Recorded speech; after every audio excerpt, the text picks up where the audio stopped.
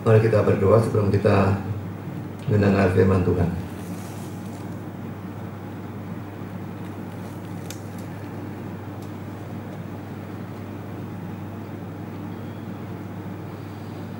Bapa di surga, terima kasih bahwa dalam kebaktian ini kami kembali mendapatkan kesempatan dan kebebasan untuk membaca, untuk mempelajari, untuk merenungkan sebagian firman Tuhan. Dan kami sekali lagi mohon supaya Engkau hadir di sini maupun dimanapun jemaat berada untuk memimpin semua dalam acara firman ini, baik dalam penyampaian maupun dalam penerimaan. Untuk hamba-Mu yang menyampaikan, berikan kekuatan khususnya suara yang selalu terganggu, dan berikan kekuatan juga pada pikiran, pada visi, pada apapun yang dibutuhkan, supaya seluruh firman bisa sampaikan dengan baik, dengan benar, dan dengan sejelas-jelasnya. Dan tolong lengkapi bungkus dengan kuatan pekerjaan Roh-Mu, karena tanpa itu semua akan sia-sia. Dan dimanapun ada jemaat atau orang Kristen yang mengikuti acara streaming ini, Engkau juga tolong supaya semua bisa mendengar dengan baik. Jauhkan segala gangguan, tolong semua bisa berkonsentrasi, dan tolong mereka bisa mendengar dari awal sampai akhir. Tolong berikan terang sehingga mereka bisa mengerti, dan tolong setelah mengerti mereka tunduk pada kebenaran firman dan bisa menerapkannya di dalam kehidupan sehari-hari untuk kemuliaan Tuhan. Jaga wifi ataupun sinyal HP atau internet apapun yang digunakan untuk streaming, dan baik penyiaran yang maupun penerimaannya, biarlah Engkau jaga dan lindungi supaya tidak ada gangguan apapun. Demikian juga dengan listrik di sini maupun di rumah masing-masing, karena kalau listrik mati juga bisa berantakan semua. Tolong jaga dan lindungi, juga kuatkan menghadapi godaan setan dalam bentuk apapun. Terima kasih Tuhan, berfirman kami siap untuk mendengar. Dalam nama Yesus kami berdoa. Amin.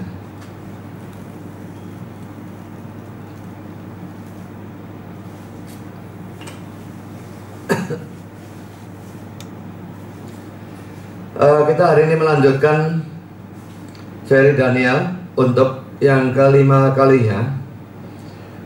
Kita tidak akan membaca seluruhnya, hanya yang saya tuliskan di sini, ayat 5 sampai dengan ayat yang ke-8, itu saja yang kita baca karena hanya itu yang kita bahas. Dan raja menetapkan bagi mereka pelabur setiap hari dari santapan raja dan dari anggur yang biasa diminumnya. Mereka harus dididik selama 3 tahun, dan sesudah itu mereka harus bekerja pada raja. Di antara mereka itu ada juga beberapa orang Yehuda, yakni Daniel, Hananya, Misael, dan Azaria. Pemimpin pegawai istana itu memberi nama lain kepada mereka. Daniel dinamainya Beltsasar, Hananya dinamainya Sadrach, Misael dinamainya Mesach, dan Azaria dinamainya Abednego. Daniel berketetapan untuk tidak menajiskan dirinya dengan santapan raja dan dengan anggur yang biasa diminum raja. Dimintanyalah kepada pemimpin pegawai istana itu supaya ia tidak usah menajiskan dirinya. Saudara, hal ini kita masuk pada poin yang keempat ya. 1, 2, 3 sudah lewat, lihat sendiri makalah yang lalu. Pada poin keempat ini kita melihat ada penggantian nama kepada 4 orang ini. Dan ayat 6 dan ayat 7 saya kira tidak usah dibaca ulang. Pokoknya semua diganti namanya. Jadi nama-nama mereka dari Daniel jadi Beltsasar, Hananya jadi Sadrach, Misael jadi Mesach, dan Azaria jadi Abednego. Ada satu hal yang saya agak tidak ngerti. Pokoknya kalau untuk saya, 4 orang ini populer di otak saya atau familiar di otak saya. Kalau Daniel, saya familiar dengan nama Danielnya, bukan dengan Beltsasar. Tapi 3 temannya justru dengan nama barunya, Sadrach, Mesach, dan Abednego. Apakah semua saudara juga demikian? Saya tidak ngerti. Tapi yang jelas untuk saya demikian, dan saya tidak tahu dari mana bisa seperti itu. Saudara, saya akan berikan satu kutipan dari The Bible Exposition Commentary. Nama Daniel berarti Allah adalah hakimku, tetapi itu diganti menjadi Belshazzar, atau Bel melindungi nyawa atau hidupnya. Bel itu namanya dewa. Hananya berarti Tuhan menunjukkan kasih karunia. Saya kira yang dimaksud dengan Tuhan itu Yahweh. Hananya ada Yahnya belakangnya, itu saya kira dari Yahweh ya. Tapi namanya yang baru adalah Sadrah, berarti perintah dari aku. Aku itu bukan saya, bukan ya. Aku itu nama, dan nama dari dewa bulan. Misael berarti siapa yang seperti Allah, dan nama yang baru Mesah berarti siapa yang seperti aku. Aku laki-laki, nama dari dewa bulan itu. Asalia berarti Tuhan atau Yahweh atau pertolonganku. Tapi Abednego berarti pelayan dari Nebo atau Nego. Nebukadnesar, itu ada Nebunya juga. Nebo, Nego, itu nama dewa semua. Jadi nama mereka yang tadinya ada kata Allah atau Yahweh diganti menjadi nama kafir yang mengandung nama dari dewa-dewa kafir. Saya lanjutkan, ini kata-katanya. Nama atau sebutan dari Allah yang benar dan hidup digantikan oleh nama-nama dari dewa-dewa palsu Babilonia. Tetapi apakah kita mengharapkan orang-orang yang tidak percaya melakukan apapun yang lain? Dan saudara, itu sesuatu yang patut diharapkan. Mereka mungkin tidak enak kupingnya kalau manggil Daniel ada kata El, itu Allah, dan itu Allahnya Israel. Ada kata Ya dan sebagainya, itu Yahweh. Mereka tidak senang. Jadi sesuaikan dengan kuping sendiri, maka dewa mereka yang dimasukkan ke dalam nama-nama yang baru. Sekarang kalian berkata demikian.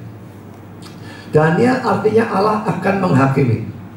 Ini lain lagi. Sebetulnya Allah adalah hakim sebetulnya. Kenapa kok bisa Allah akan menghakimi, saya tidak ngerti. Menerima nama Belshazzar dibentuk dari Bel, nama dari dewa utama Babilonia. Artinya belum dipastikan. Hananya artinya Tuhan adalah penuh kasih karunia. Menerima nama Sadrah, asal usulnya sepenuhnya tak diketahui. Misael artinya siapa yang adalah apa adanya Tuhan. Disebut atau dipanggil Mesah, suatu nama yang belum diartikan atau ditafsirkan. Dan Asalia artinya Tuhan menolong. Namanya diganti menjadi Abednego, artinya budak pelayan dari Nego atau Nebo, nama dari dewa kedua dari Babilonia. Itu bisa dilihat dalam Yesaya 46 ayat 1. Saya berikan di sini. Dewa Bel ada, dewa Nebo ada. Jadi nama dari dua dewa yang utama. Yang pertama Bel, yang kedua adalah Nebo. Saudara, kalau kita membandingkan kata-kata dari kutipan yang pertama tadi dengan kutipan dari Carl Delitzsch, maka saudara bisa melihat nama-namanya jelas berbeda. Dan kalau kalian bilang belum ditentukan, belum dipastikan artinya, yang di atas bisa memberikan arti. Saya sebetulnya memberikan lagi 2 atau lebih kutipan dari penafsir yang lain. Tapi saya lihat khususnya yang nama-nama baru itu artinya berbeda-beda satu sama lain. Membuat saya pikir tidak ada gunanya dipelajari. Kalau tidak ada kepastian, dan saya tidak bisa punya cara untuk menentukan siapa yang benar. Sekarang saya lanjutkan dengan kutipan dari Matthew Henry. Pemimpin pegawai istana mengubah nama-nama dari Daniel dan kawan-kawannya. Sebagian untuk menunjukkan otoritas atas mereka dan ketundukan mereka kepadanya. Dan sebagian sebagai tanda dari penaturalisasian mereka dan membuat mereka orang-orang Kasdim. Nama-nama Ibrani mereka yang mereka terima pada saat penyunatan mereka mempunyai sesuatu dari Allah atau Yah. Yah singkatan dari Yahweh dalam nama-nama itu. Daniel, Allah adalah hakimku. Hananya kasih karunia dari Tuhan atau Yahweh. Misael, ia yang adalah Allah yang kuat. Asaria, Tuhan atau Yahweh adalah suatu pertolongan. Untuk membuat mereka melupakan Allah dari nenek moyang mereka, pembimbing dari masa muda mereka. mereka memberi mereka nama-nama yang berbau penyembahan berhala Kasdim. Lalu Belshazzar dan sebagainya. Ini ada arti-arti lagi. Saya pikir saya tidak terlalu pedulikan, karena toh saya sudah katakan namanya, arti nama barunya itu berbeda-beda, tidak karu-karuan. Kalau saudara mau baca, saudara akan lihat ini beda lagi dengan dua yang tadi di atas. Jadi saudara, arti nama-nama mereka sangat tidak pasti, dan para penafsir berikan arti berbeda-beda, khususnya untuk nama-nama yang baru. Jadi saya tidak usah pedulikan, toh tidak bisa dimengerti. Jadi yang ingin saya tekankan berkenaan dengan perubahan nama-nama itu hanyalah tujuan dari orang Babilonia atau atasan ini dalam mengubah nama-nama mereka. Ini dikatakan oleh kalian, Daniel dan kawan-kawannya menerima nama-nama kafir yang asli atau sungguh-sungguh sebagai ganti dari nama-nama mereka sendiri yang penting atau mempunyai arti. Jadi saudara, bagi orang Yahudi itu nama bukan sembarangan ya. Kalau kita punya anak mungkin sembarangan aja, pilih yang bunyinya enak atau bagaimana, ambil sembarangan dari Alkitab, kita tidak terlalu pedulikan artinya. Pada waktu saya dulu namanya diganti dari nama Tionghoa ke nama Indonesia, saya yang pilih nama Budi itu. Saya tidak mikir artinya apa, peduli amat. Pokoknya gampang, simple, ambil saja. Jadi kalau orang sini memberikan nama, biasanya mereka tidak terlalu pedulikan artinya. Tetapi saudara, orang-orang di sana memberikan nama, orang-orang Yahudi, mereka punya arti yang penting, dan itu berhubungan dengan sebutan dari Allah yang benar. Jadi memang bukan sembarangan. Dan karena itu pada waktu diganti, sebetulnya itu pasti menjengkelkan mereka. Tidak bisa tidak.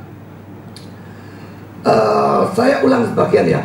Sebagai ganti dari nama-nama mereka sendiri yang penting atau mempunyai arti yang berhubungan dengan nama atau sebutan dari Allah yang benar. Nama-nama yang diberikan kepada mereka dibentuk sebagian dari nama-nama berhala-berhala Babilonia, supaya dengan itu mereka bisa dinaturalisasikan sepenuhnya dan segera diisolasi atau dijauhkan dari agama dan negara, dari nenek moyang mereka. Jadi ini tujuannya tentunya ya. Jadi mereka lupa agama nenek moyangnya, mereka mungkin bahkan supaya lupa negaranya, bangsanya, dan mereka betul-betul menjadi orang Babilonia ya. Jadi itu tujuannya sebetulnya penggantian nama itu. Tapi saudara, apakah semudah itu orang diganti namanya lalu berpikir bahwa dia bukan lagi bangsa Yahudi dan sebagainya? Saya kira orang-orang Tionghoa yang ganti nama semua tetap menyadari bahwa mereka tetap adalah orang Tionghoa, sekalipun pada saat yang sama juga termasuk bangsa Indonesia. Tapi kalau mau diomong sukunya, tetap diomong suku Tionghoa. Jadi saudara, ganti nama dari nama lama saya dan nama Tionghoa menjadi Budi Azali tidak membuat saya melupakan asal usul saya atau suku saya yang sesungguhnya dan sebagainya. Sekalipun pada saat yang sama, tetap memang saya warga negara Indonesia dan termasuk dalam bangsa Indonesia. Tapi tetap asal usulnya tidak akan bisa dilupakan hanya dengan mengubah nama. Calvin mengatakan demikian, merupakan rencana raja untuk menarik anak-anak itu sehingga mereka tidak mempunyai persamaan dengan bangsa pilihan. Ganti nama supaya tidak ada urusan lagi dengan bangsa Israel atau Yehuda, dan memburuk pada tradisi atau kebiasaan orang-orang Kasdim atau Babilonia. Jadi saudara, pergantian nama ini bukan sesuatu yang sederhana, yang ya remeh begitu ya, tidak. Dari dia yang mengganti punya tujuan yang sebetulnya jelas-jelas tujuan yang buruk kalau ditinjau dari sudut orang-orang Yahudi ini, Daniel dan kawan-kawannya ya. Jadi ini poin yang keempat. Sekarang kita masuk dalam poin yang kelima, kehormatan dan ujian. Kita baca ayat 5a. Dan raja menetapkan bagi mereka pelabur. Dan baru sudah saya lihat di dalam kamus, pelabur itu makanannya. Setiap hari dari santapan raja dan dari anggur yang biasa diminumnya. Dalam terjemahan dari King James, dan raja menetapkan bagi mereka persediaan makanan harian dari makanan raja dan dari anggur yang ia minum. Jadi raja yang menetapkan bagi mereka persediaan makanan harian, dan itu diambil dari makanan raja. Raja pasti makan disediakan banyak sekali, tapi bagaimanapun daya tampung perutnya terbatas, pasti lebihnya itu luar biasa banyak. Bukan sisa-sisa yang diajak-ajak diberikan, tidak. Yang diberikan masih bagus dan sebagainya. Sebetulnya ini suatu kehormatan. Jadi saudara, poin A, di satu sisi ini merupakan satu kehormatan bagi Daniel dan kawan-kawannya. Tapi nanti saya akan lihat bahwa di sisi lain ini merupakan suatu ujian. Dan dua hal ini sesuatu yang mesti kita selalu pertimbangkan. Kalau kita mendapatkan berkat, mendapatkan kehormatan, mendapatkan apapun yang menyenangkan, apapun yang enak, biasanya selalu ada menyertai suatu ujian. Karena itu pada waktu kita menerima sesuatu yang enak, kita mesti berhati-hati. Jangan terlena, jangan lalu pikirkan ini, sehingga lupa akan ujian yang menyertai hal yang enak ini. Tapi sekarang kita bahas lebih dulu kehormatan bagi Daniel dan kawan-kawannya, yaitu pemberian makanan itu. Adam Clarke berkata demikian, suatu penyediaan makanan harian. Raja-raja Persia, dalam kurung, yang menggantikan raja-raja Babilonia yang kekaisarannya mereka rebut, kurung tutup. Jadi ini raja-raja Persia belakangan ya, terbiasa untuk memerintahkan makanan yang tersisa mereka sendiri untuk diberikan kepada pelayan-pelayan atau pegawai-pegawai istana mereka. Jadi kebiasaan ini memang ada, bukan hanya Babilonia. Persia yang datang setelah Babilonia juga punya kebiasaan yang seperti itu. Jadi rupanya banyak yang punya kebiasaan semacam demikian. Mereka mungkin juga sayang kalau makanan yang lebih itu dibuang, tapi mereka tidak bisa, enggak minta dimasakkan sebanyak mungkin apapun yang mereka inginkan, tapi lebih, lalu berikan lebihnya kepada pelayan-pelayan dan pegawai-pegawai istana mereka. Ya, enak sekali sebetulnya ya. Jadi pegawai-pegawai istana, jadi pelayan-pelayan di istana mereka, bayangkan makan makanannya raja. Kira-kira apa yang dihidangkan untuk raja? Makanan yang kita tidak mampu beli sebagai rakyat biasa, apalagi sebagai pegawai saja, tapi bisa makan tanpa mesti bayar. Ini satu kenikmatan yang luar biasa sebetulnya ditinjau secara sekuler. Sekarang kita lihat Matthew Henry, ia menyediakan makanan untuk mereka selama 3 tahun. Bukan hanya hal-hal yang dibutuhkan, tetapi makanan-makanan yang enak sebagai dorongan dalam pembelajaran mereka. Jadi bukan dikasih makan secukupnya dalam makanan sederhana, pokoknya ya ada karbohidratnya, ada proteinnya, ada lemaknya, ada mineralnya. Bukan asal memberi, tetapi diberikan makanan-makanan yang enak. Dan Matthew mengatakan sebagai dorongan dalam pembelajaran mereka. Kan mereka wajib belajar. Kasih makanan yang enak sebagai dorongan pembelajaran mereka. Bersama dengan suatu pendidikan yang royal, di sana harus ada suatu pemeliharaan yang royal. Jadi ini prinsip dari raja itu. Dia mau mereka berhasil dalam pendidikan. Kasih makanan yang terbaik supaya mereka sehat, dan dengan kesehatan itu bisa belajar dengan lebih baik dan betul-betul berhasil dalam pendidikan yang diberikan kepada mereka. Dia berikan pendidikan yang royal, dia berikan juga suatu pemeliharaan yang royal. Saudara, kalau ini dibandingkan dengan sekolah-sekolah teologi, bagaimana saudara? Kalau waktu saya di Amerika, sekolah tidak ngurusi makanan saudara. Jadi kami mesti belanja sendiri dan masak sendiri. Mau yang enak sakarepmu, mau yang tidak enak sakarepmu, mau yang murah sakarepmu, mau yang mahal sakarepmu, tidak ada urusan. Jadi belanja sendiri, masak sendiri dan sebagainya. Tapi saudara, saya pernah jadi dosen sekolah teologi di Indonesia, dan saya mengajar 2 fak. Dan antara 2 fak itu ada selang waktu. Dan dalam selak waktu itu ada acara makan. Dan saya ikut makan di sana juga. Memang kalau saya lihat makanan itu bukannya makanan yang tidak enak. Kalau ditinjau rasa cukup lumayan. Saya bisa makan pokoknya tanpa kesusahan apapun. Tapi yang jelas itu makanan murah. Itu saya tahu bisa pastikan. Nah sekarang pemikiran saya, saudara, sekolah itu sebetulnya dimiliki oleh gereja-gereja yang kaya. Dan mestinya mereka mampu menyediakan makanan yang lebih baik untuk mendorong mereka dalam belajar. Mau menghasilkan hamba Tuhan, apakah kasih makanan-makanan yang ya asal-asalan saja? Mengapa demikian? Saya tidak ngerti. Jadi sangat banyak gereja atau STT yang memberikan kehidupan yang melarat untuk pendeta. Kalau gereja untuk pendeta, kalau STT untuk calon pendeta. Saudara, kalau gereja atau STT yang memang tidak punya duit, saya tidak bisa menyalahkan.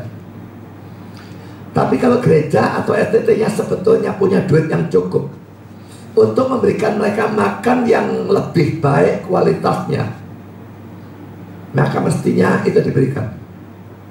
Biarpun mereka itu calon hamba Tuhan, tapi calon ya. Dan harus diakui sebagai saudara seiman.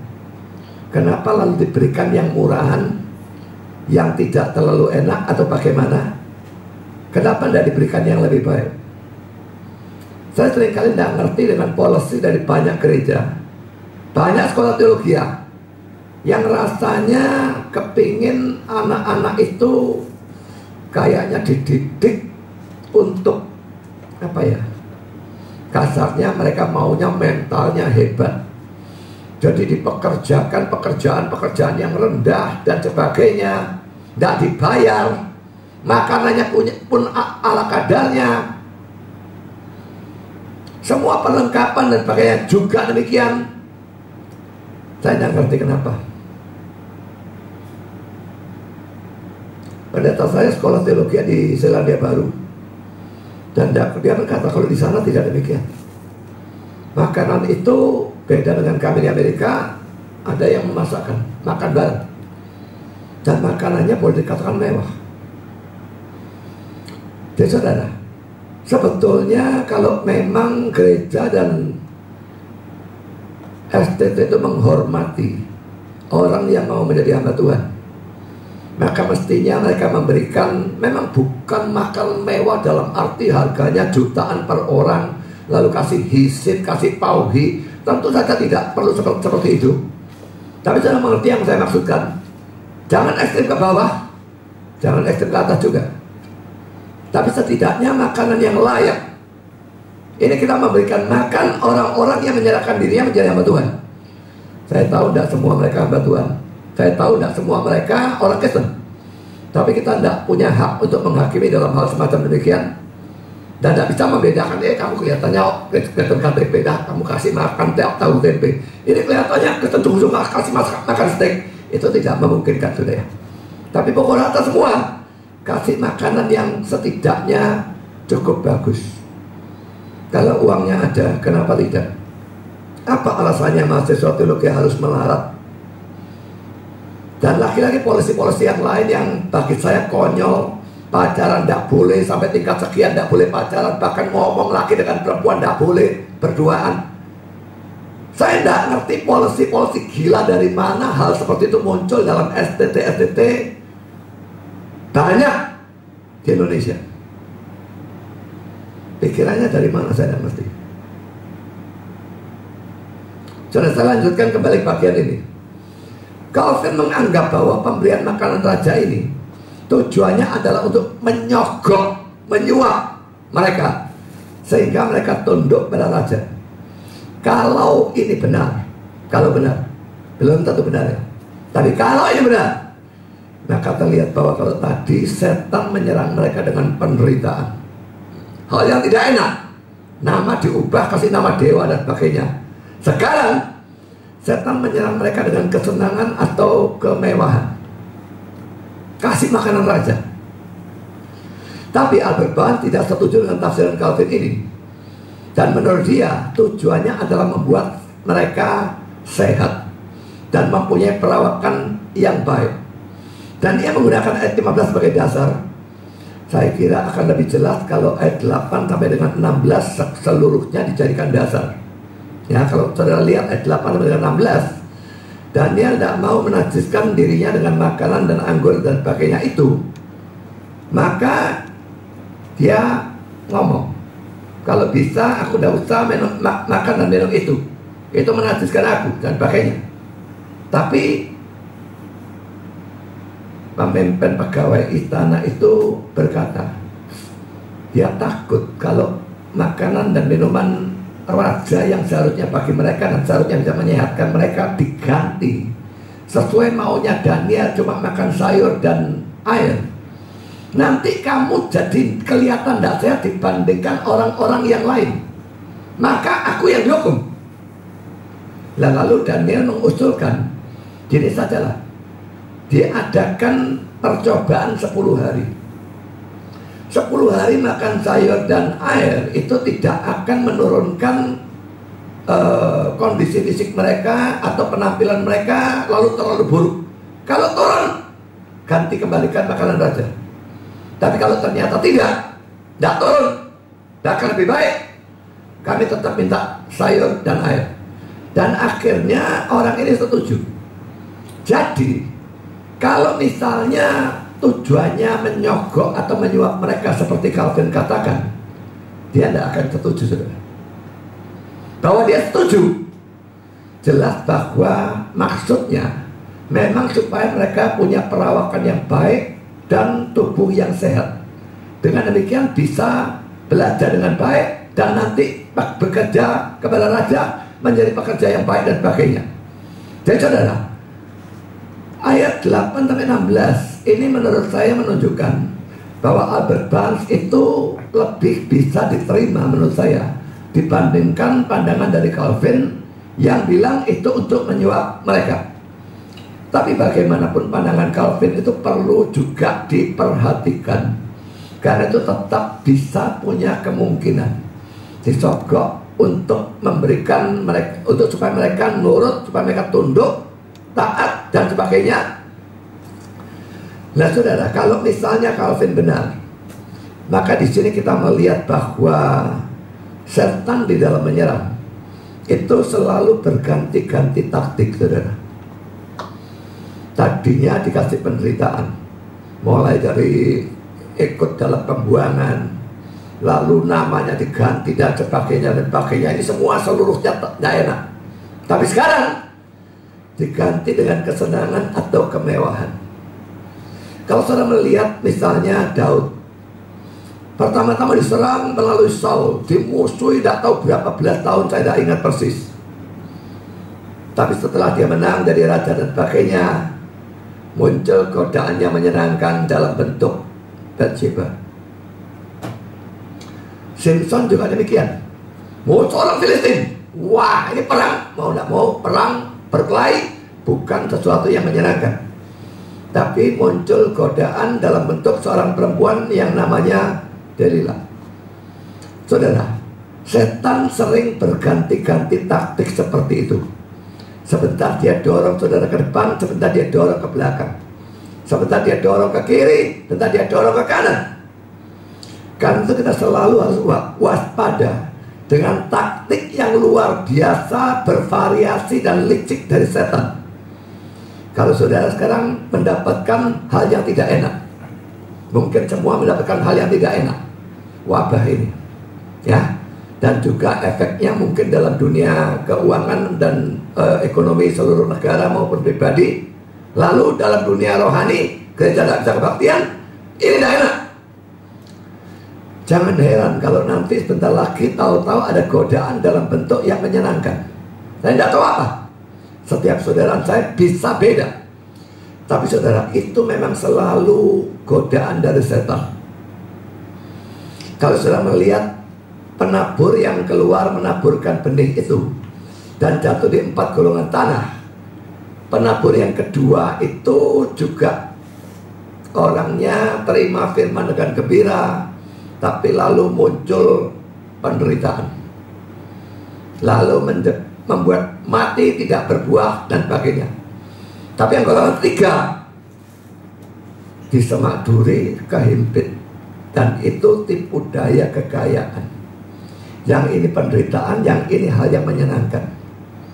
Saudara, ada orang-orang yang kalau menderita tetap setia pada Tuhan, tapi justru kalah lawan yang godaan yang menyenangkan ini. Saya mungkin pernah cerita dulu di sasana tinju saya, pada waktu saya masih latihan aktif ya.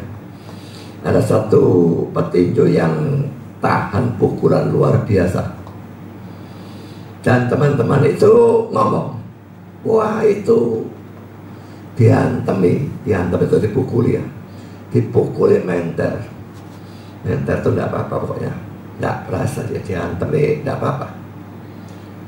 Disawat bantal, kelesetan. Kalau dilempar bantal, kelesetan tidur. Jadi saudara, orang ini diserang dengan pukulan, tahan luar biasa, diserang dengan bantal kenikmatan, amblas tidur. Tapi saudara, ada orang yang sebaliknya. Kalau dalam kemewahan, dalam kesenangan, dia tidak lupakan Tuhan. Tapi dalam penderitaan, marah, ngomel, bersungut-sungut dan sebagainya, mundur dari Tuhan. Saudara, setan cukup tahu diri kita. Dia tahu kita termasuk yang mana, dan dia menyerang kita sesuai dengan kelemahan kita. Dan kadang-kadang juga dia ganti-ganti siasat. Kan saudara, waspada terhadap serangan setan. Kalau sekarang ini, mungkin umumnya kita semua menderita karena COVID-19 ini, maka hati-hati kalau ada tahu-tahu godaan yang menyenangkan. Hati-hati dengan hal seperti itu, karena setan selalu pintar pindah. Jangan selalu anggap hal yang menyenangkan sebagai berkat Tuhan, lalu terima semua.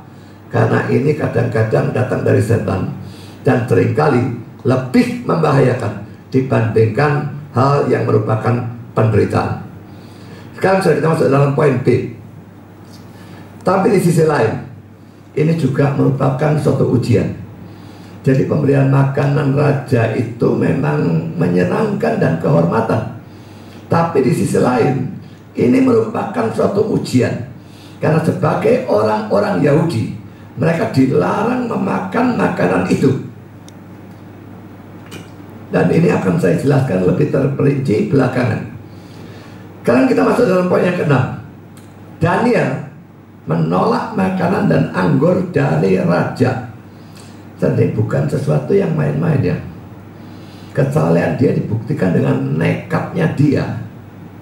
Tidak mau tunduk, tidak peduli itu raja.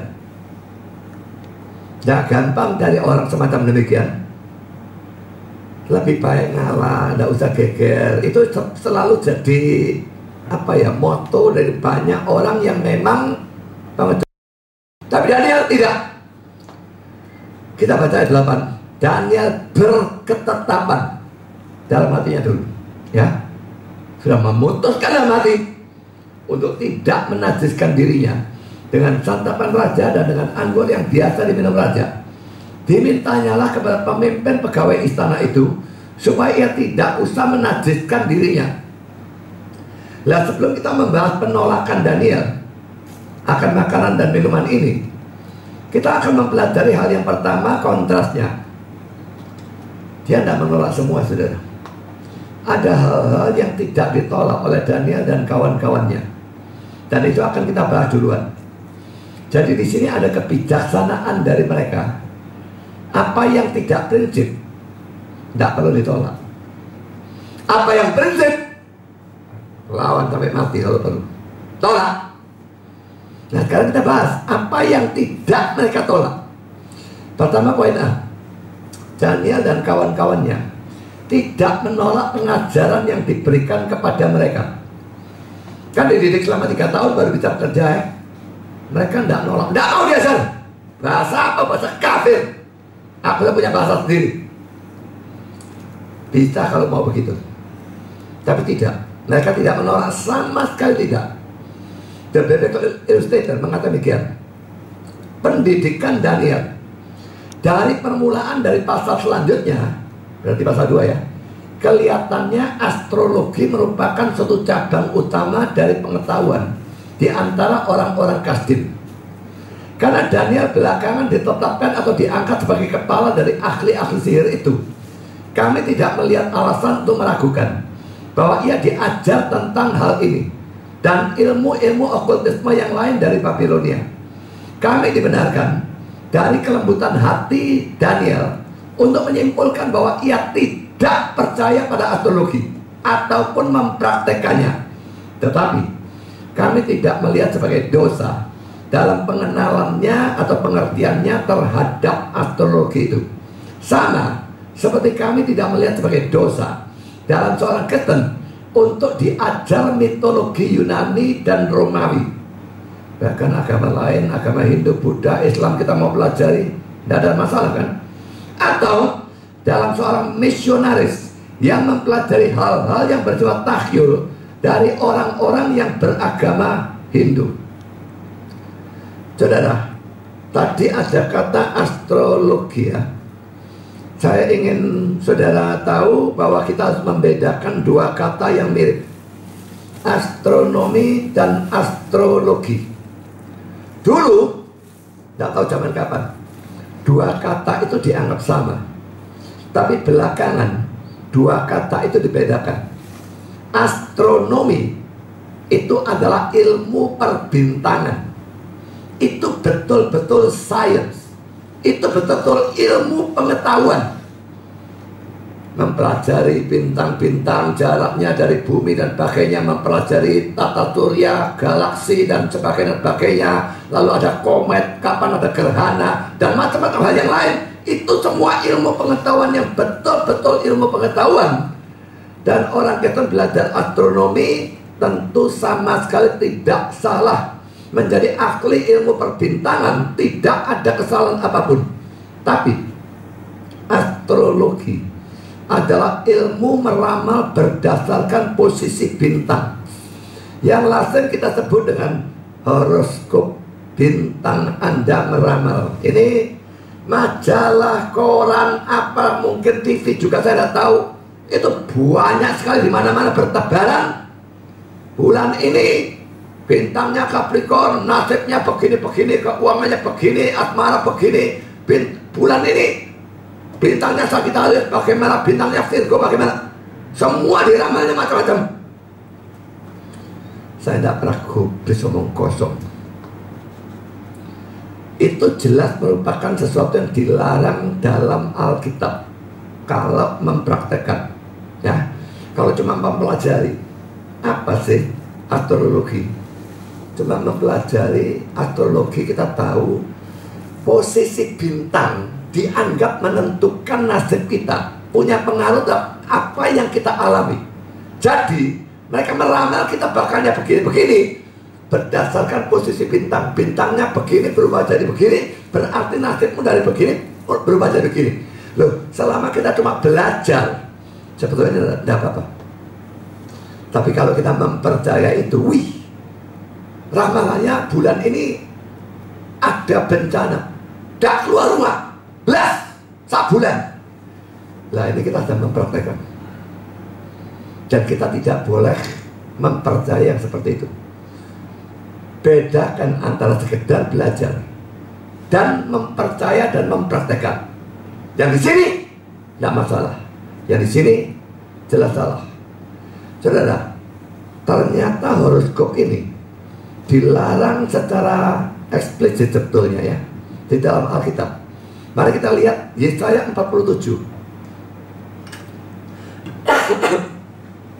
ayat 12 sampai 15. Bertahan sajalah dengan segala mantramu dan sihirmu yang banyak itu, yang telah kau repotkan dari sejak kecilmu. Mungkin engkau sanggup mendatangkan bantuan. Mungkin engkau dapat menimbulkan ketakutan. Engkau telah payah karena banyaknya nasihat. Dia tampil dan menyelamatkan engkau. Orang-orang yang meneliti segala penjuru langit. Perhatikan kata-kata ini ya, yang saya garis bawah ini ya. Yang menilik bintang-bintang, dan yang pada setiap bulan baru memberitahukan apa yang akan terjadi atasmu. Haruskah ramalannya kan bulan baru mesti ya, majalah dan sebagainya, pokoknya tanggal muda keluar ramalannya, wah macam-macam. Ayat 14, sesungguhnya mereka sebagai jerami yang dibakar api. Mereka tidak dapat melepaskan nyawanya dari kuasa nyala api. Api itu bukan bara, api itu memanaskan diri, bukan api untuk berdiam. Demikianlah faedahnya bagimu dari tukang-tukang jampi itu yang telah kau repotkan dari sejak kecilmu. Masing-masing mereka terhuyung-huyung ke segala jurusan, tidak ada yang dapat menyelamatkan engkau. Saudara, kata-kata yang saya garis bawah itu panjang ya. Orang-orang yang meneliti segala penjuru langit. Dalam terjemahan King James, NIV, NASB, ASB, dan New King James diterjemahkan dengan satu kata, astrologers. Matthew Henry, Jamieson Fausset, dan Brown Albert Barnes menganggap bahwa teks Yesaya 47 ini memang membicarakan orang-orang yang meramal berdasarkan astrologi ataupun horoskop itu. Nah saudara, Matthew ini malah demikian sekarang. Perhatiannya berkenaan dengan mereka. Pertama, untuk pendidikan mereka. Ia memerintahkan supaya mereka diajar pelajaran dan bahasa dari orang-orang Kasdim. Perhatikan ya, penafsir ini kelihatannya beda dengan penafsir yang di atas tadi. Mereka yang tadi di atas berkata astrologi, sihir itu mereka belajar orang Babilonia. Pasti Daniel dan kawan-kawan juga diajar. Kalau dilihat ayatnya tidak ada, saudara. Matthew Henry mengatakan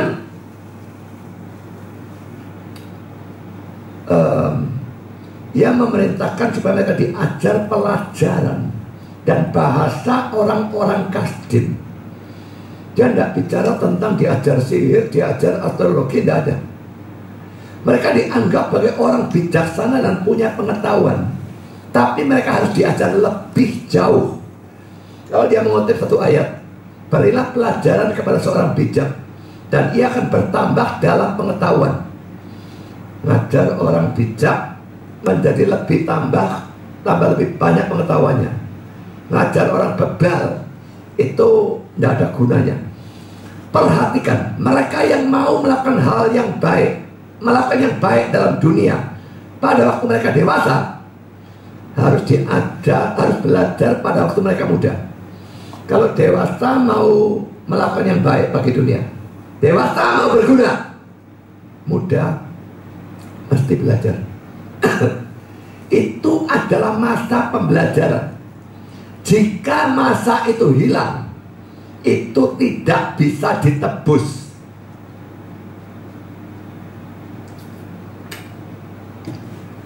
Saudara, kalau saudara pada waktu muda males,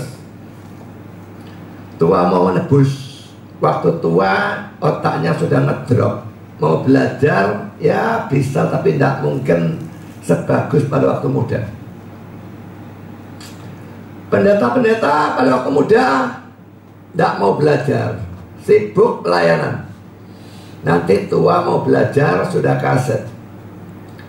Saya bersyukur bahwa saya begitu lulus sekolah teologi, saya mati-matian belajar, konsentrasi mati-matian, sehingga sekarang sudah tua, kemampuan, kekuatan belajar berkurang.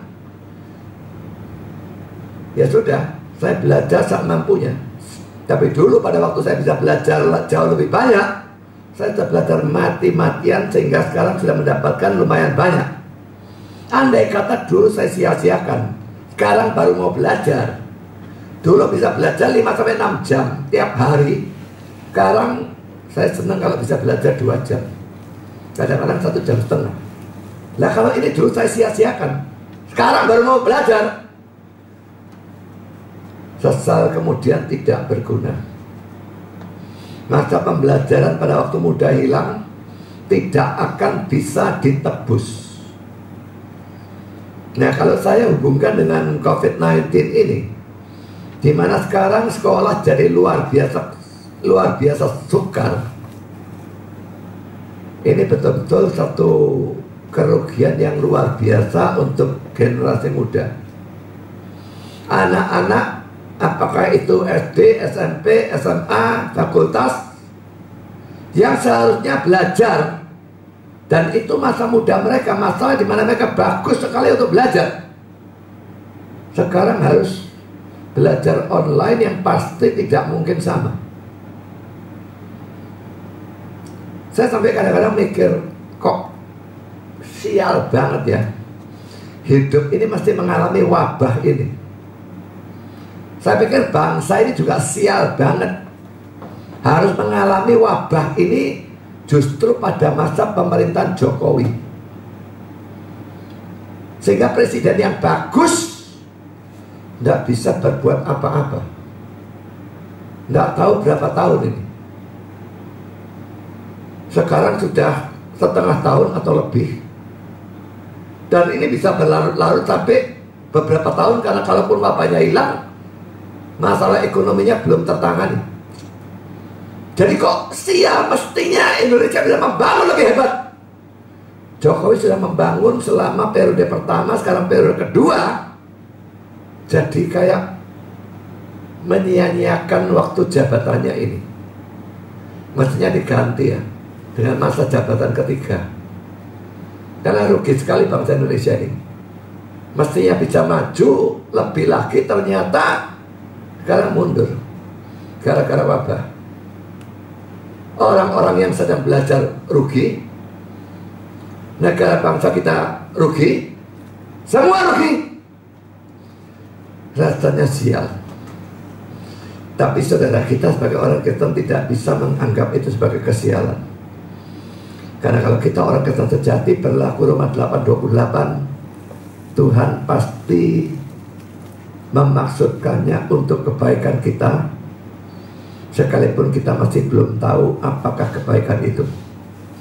Saya sedikit banyak sudah melihat adanya kebaikan dari wabah ini, saudara. Sekarang saya bisa khotbah di rumah, dan saya berikan khotbah banyak. Fondasi kekristenan saya masukkan, lalu saya ngajar homiletik, hermeneutik, selain khotbah yang di sini. Jadi, wah, tambah banyak khotbah yang bisa dimasukkan ke YouTube, sehingga bisa menjadi pelajaran bagi banyak orang. Kalau tidak ada wabah, saya tidak akan mikirkan hal itu babar belas, sama sekali tidak.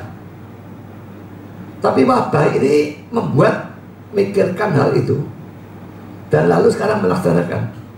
Dan kalaupun nanti wabahnya berhenti, saya tetap bisa melakukan itu terus. Jadi saudara, saya sudah melihat hal baik. Saya yakin hal baiknya ada jauh lebih banyak dari itu. Tapi setidaknya itu yang saya bisa lihat. Saya lanjutkan saudara dengan yang warna merah. Kelihatannya Nebukadnezar tidak merancang mereka untuk mempelajari keahlian yang tidak sah yang digunakan di antara orang-orang Kasdim, magic dan ilmu meramal. Ya, saudara ya, dia nentang penafsir yang tadi. Makanya kalau belajar mau siapkan khotbah, pakai banyak buku tafsiran itu. Bagusnya adalah pada waktu yang satu salah, yang lain bisa memperbaiki. Atau pada waktu kita melihat suatu kontradiksi seperti ini, kita setidaknya mikirkan yang mana yang lebih benar kira-kira. Kalau tidak ada, kita pakai salah satu, biasanya kita ikut katut. Magic dan ilmu meramal, seandainya ia melakukannya, Daniel dan kawan-kawannya tidak akan mencemarkan diri mereka dengan hal-hal itu. Memang tadi saya dikatakan kalau cuma belajar tidak masalah tuh ya. Tidak. Kita tidak mendapati bahwa ia memerintahkan mereka untuk diajar agama dari orang-orang Kasdim. Dari mana terlihat bahwa pada saat ini ia bukanlah seorang fanatik. Dari Nebukadnezar bukan orang fanatik. Ya, jika orang-orang memang ahli dan setia dan cocok untuk urusannya, tak jadi soal baginya apa agama mereka asal mereka punya agama. Mereka harus dilatih atau diajar dalam bahasa dan hukum-hukum dari negara itu, dalam sejarah, filsafat, dan matematik, dalam keahlian tentang pertanian, perang, dan navigasi, dalam pembelajaran sedemikian rupa yang bisa membuat mereka memenuhi syarat untuk melayani angkatan mereka. Perhatikan, merupakan suatu pelayanan yang sungguh-sungguh pada umum atau masyarakat untuk menyediakan pendidikan yang baik bagi orang-orang muda. Jadi saudara, dia bukan orang yang fanatik, agama tidak dari orangnya mampu pakai didik, dan dididik ini penting untuk mereka bisa melayani orang-orang Babilonia. Jadi saudara, ini sesuatu yang luar biasa bagus ya, pimpinan negara yang tidak fanatik. Ya, bandingkan, saya sudah pernah ngomong, saya kira, bandingkan dengan orang-orang di Indonesia. Waktu Ahok, mereka tidak mau Ahok jadi gubernur. Tidak semua memang, tapi yang jelas pokoknya kalah suara, dan akhirnya Anies yang menang. Padahal kalau ngomong bangsa, sama-sama bukan bangsa Indonesia aslinya. Yang satu Cina, yang satu Arab. Tapi Arab lebih berbau Islam, dan memang dia Islam. Ahok sudah Cina, Kristen lagi.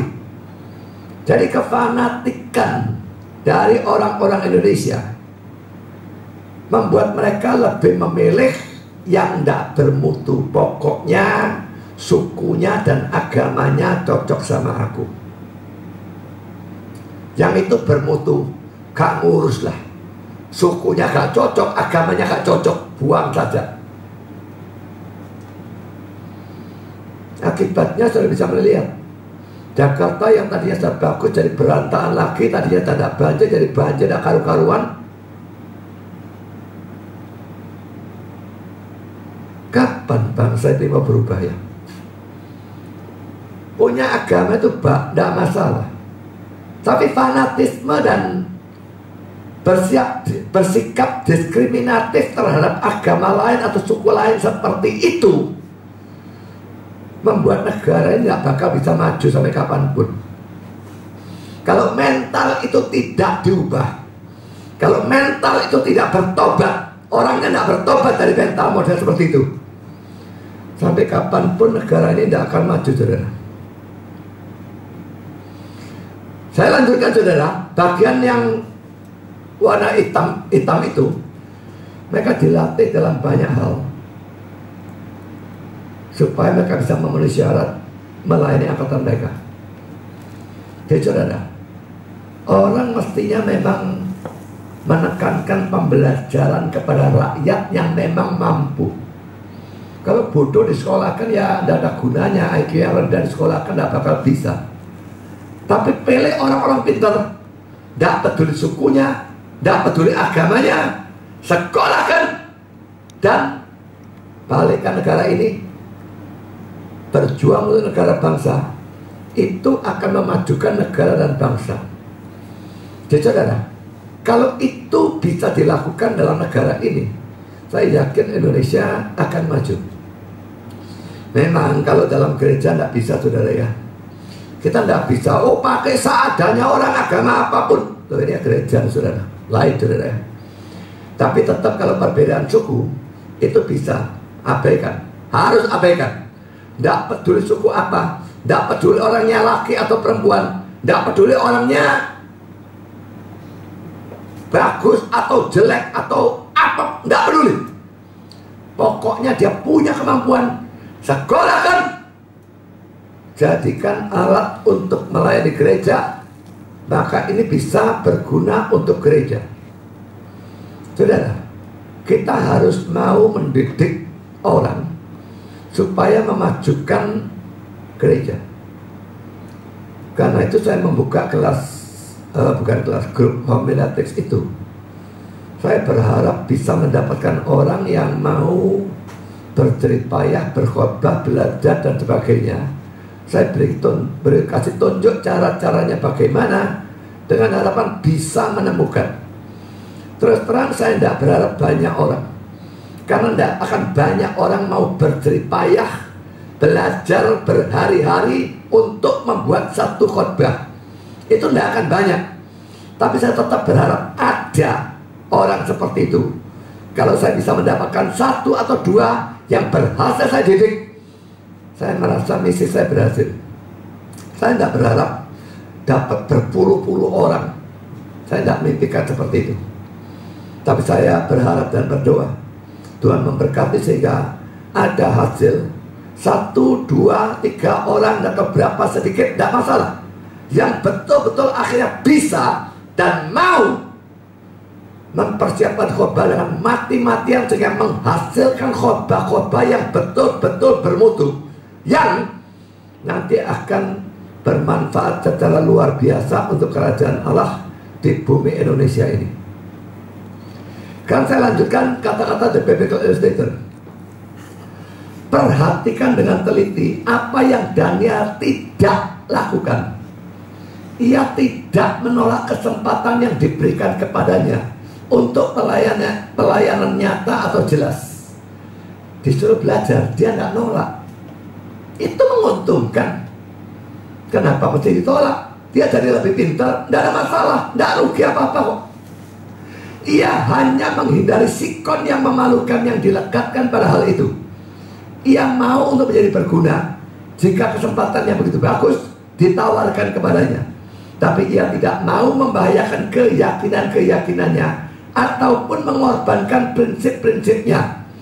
Tak ada orang muda mempunyai hak apapun untuk menolak suatu pembukaan dalam kehidupan yang berguna. Ia harus menerima pemberian yang dalam providensi Allah datang kepadanya dan lalu membaktikannya pada pelayanan bagi Allah dan sesama manusianya. Jadi saudara, di sini kita melihat dia tidak menolak pelajaran-pelajaran. Kalau prinsip nanti urusan makanan dia tolak. Ini tidak ada yang salah, dia terima. Tapi saudara mau tanya, loh, kalau dia menjadi berguna, dia di sini dalam masa pembuangan ada di Babilonia. Bergunanya kan untuk orang Babilonia, tidak masalah saudara. Saudara, di negara asing pun jadi berguna bagi negara asing itu tidak ada masalah sama sekali. Dan khususnya untuk orang-orang Yehuda ini, ada perintah dari Tuhan dalam Yeremia 29 ayat 7.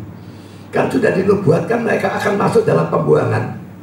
Lalu diberikan perintah, usahakanlah kesejahteraan kota kemana kamu aku buang, dan berdoalah untuk kota itu kepada Tuhan, sebab kesejahteraannya adalah kesejahteraanmu. Kalau kita dibuang, saya tidak tahu dibuang kemana. Dibuang ke Cina, dibuang ke Afrika, saya tidak peduli buang kemana. Usahakanlah kesejahteraan kota atau negara kemana kamu aku buang. Berdoalah untuk kota itu kepada Tuhan, sebab kesejahteraan tempat itu adalah kesejahteraan kita. Sangat masuk akal kan?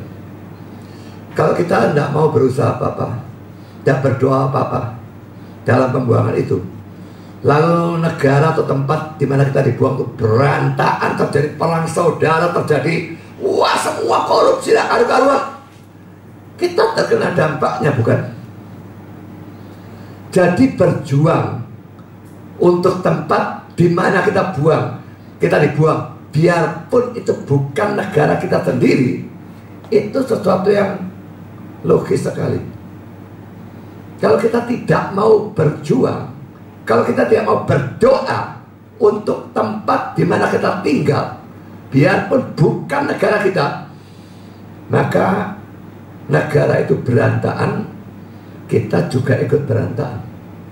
Jadi saudara, Daniel mau Dan dia nanti gunakan untuk kebaikan Babilonia. Tidak ada masalah. Dia bukan pengkhianat negaranya dan bangsanya sendiri.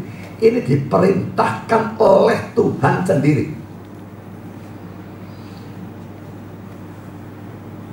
Saudara melakukan apa untuk negara dan bangsa kita? Apa yang saudara mau lakukan supaya negara dan bangsa ini maju? Kita mesti memikirkan dan melakukan. Dan kita mesti mendoakan. Memang kita dalam kebaktian sudah lama tidak berdoa untuk negara dan bangsa karena yang kita doakan COVID ini. Tapi biasanya tidak ada wabah, kadang-kadang berapa minggu sekali kita berdoa untuk negara dan bangsa. Karena sudah kesejahteraan negara dan bangsa tempat kita tinggal berhubungan langsung dengan kesejahteraan kita sendiri. Sekarang kita masuk poin B. Daniel dan kawan-kawan juga tidak menolak penggantian nama mereka.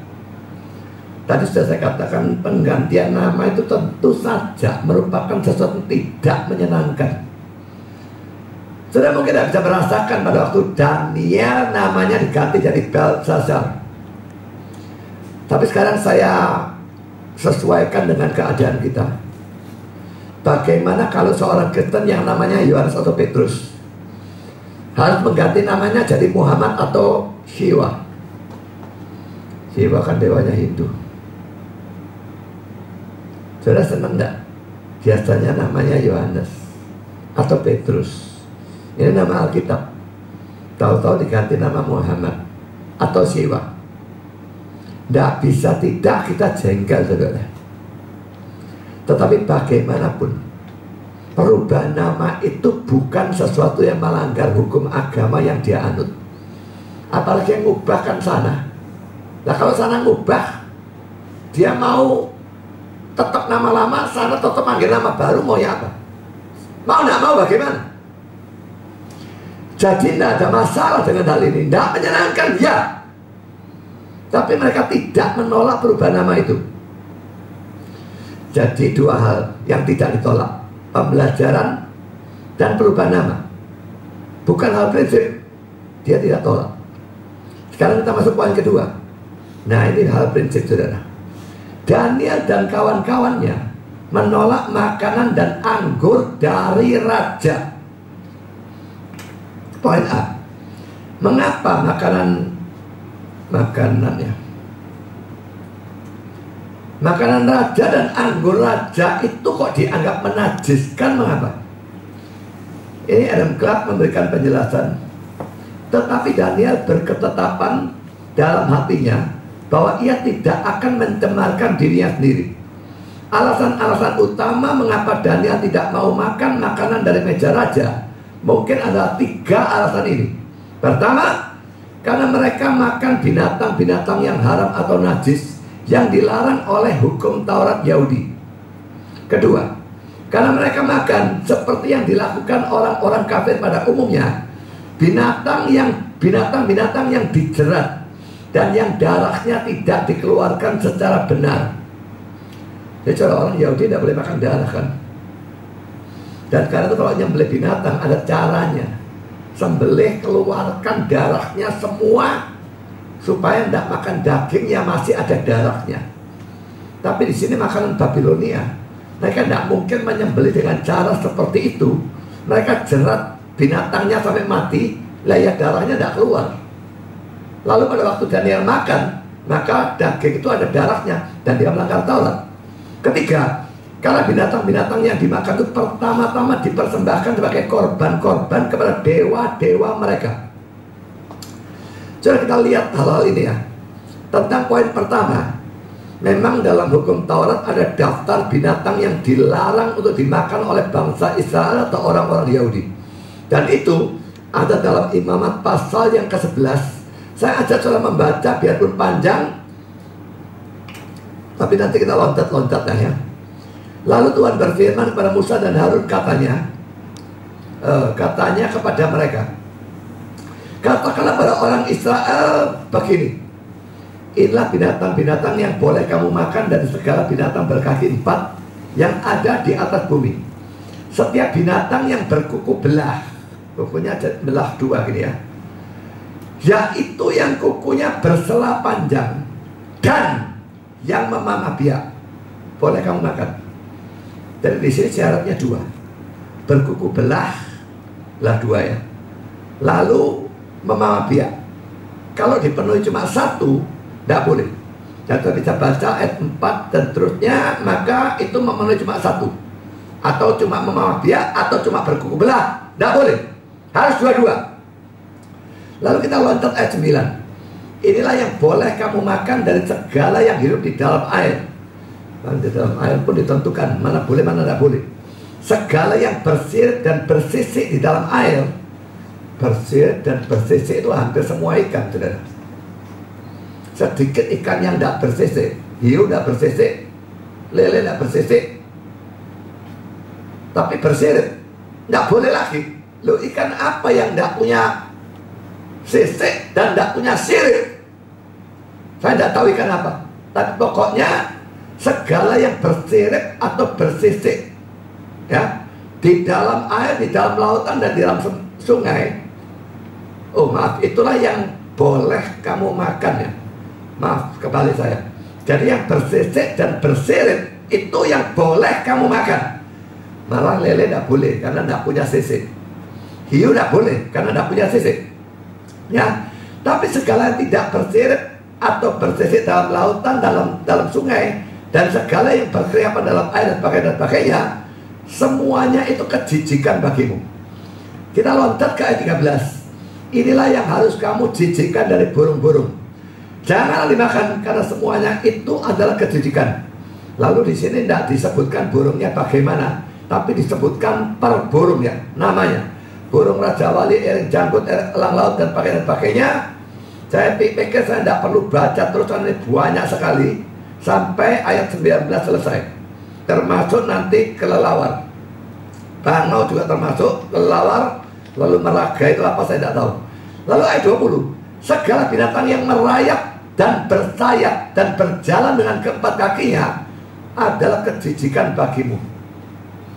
Merayap berarti reptil mungkin ya.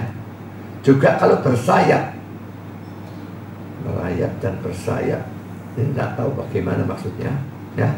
Saya baca ayat 21. Tetapi inilah yang boleh kamu makan dari segala binatang yang merayap dan bersayap dan yang berjalan dengan keempat kakinya, yaitu yang mempunyai paha di sebelah atas kakinya untuk melompat di atas tanah. Inilah yang boleh kamu makan dari antaranya. Saya pikir kodok, saudara. Bukan, belalang-belalang menurut jenisnya, yaitu belalang-belalang gambar menurut jenisnya, dan macam-macam belalang sampai akhir dari ayat 22. Ayat 23. Selainnya segala binatang yang merayap dan bersayap dan yang berkaki 4 adalah kejijikan. Jadi cuma belalang yang boleh. Macam-macam belalang disebutkan. Saya tidak pernah makan belalang. Kepingin nyoba tuh ya kalau misalnya ada. Bagi Thailand mestinya. Tapi kalau di sini saya kira tidak ada. Lalu loncat ayat 29. Inilah yang haram bagimu di antara segala binatang yang merayap dan berkeriapan di atas bumi. Tikus buta. Apa tikus buta saya tidak tahu. Tikus.